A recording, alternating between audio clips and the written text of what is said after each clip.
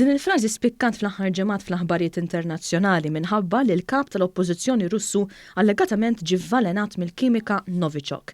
One News tkellem dwar dan mad-Dekan tal-Fakultà tax-Xjenza, il-Professur Emmanuel Sinagra, li spjega kif din hija klassi ta' kimiċi li huma relatati ma' xulxin li jaħdmu b'mod simili.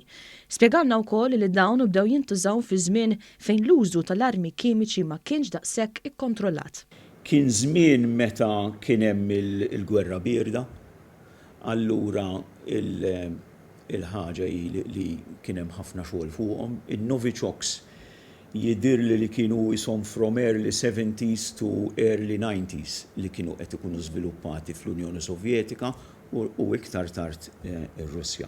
In-Novichoks jaf jinstabu kemm bħala likwidi kif ukoll bħala oġġetti solidi u jħallu effett anki b'ammonti pjuttost żgħar. Il-Professur Sinagra spjegana li l-kimiċi jattakkaw is-sistema tan-nervituri tal-bniedem billi jattakkaw kimika li tikkontrolla fost l-oħrajn kif iċċaqlaq il-muskoli. Jibblukkaw il-ħaġa li tkisser il-kimika li tkisser din il-control chemical tal-muscles u n-nervous system tagħna, acetylcholine. Ġifieri di tibblokka dak li jgħidulu acetylcholine esterase li allura l-acetylcholine bil-żapp u mbagħad ikollok il-problemi li jkollok. Li jiġri ovvjament jekk inti m'għandekx kontroll fuq il-muscles laqqas li tieħu nifs. L-użu tan-Novichoks bħala arma fil-gwerra kontra NATO mill-Unjoni Sovjetika kienet ideali għal dak iż-żmien, peress li dari kienet diffiċli ħafna illi jinstabu traċċi ta' dawn il-kimiċi.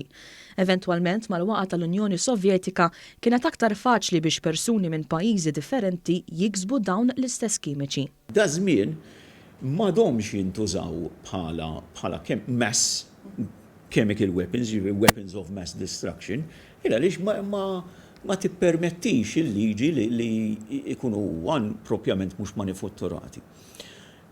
U ma jkunux stockpiled. Kif sena ilu feġġew rapporti li f'Salisbury l-Ingilterra dawn intużaw fuq ex-uffiċjal militari Russu u bintu biex jinqatlu, il-Konvenzjoni għall-armi kimiċi żdiedet l-aġenti tan-Novichoks mal-lista ta' sustanzi li għandhom jiġu ikkontrollati. Din kienet fost l-akbar bidliet li sarula sa mid-disajnijiet.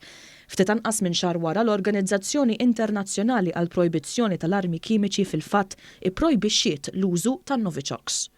Kien hemm tibdil fil-Chemical Weapons Convention biex jieħu dawn il-kimiċi fil-konsiderazzjoni, ġifieri biex għax kif qed inti jista' jkollok wieħed legali li ieħor li tħallathom u hekk. Allura kien hemm tibdil biex dik ma ssirx.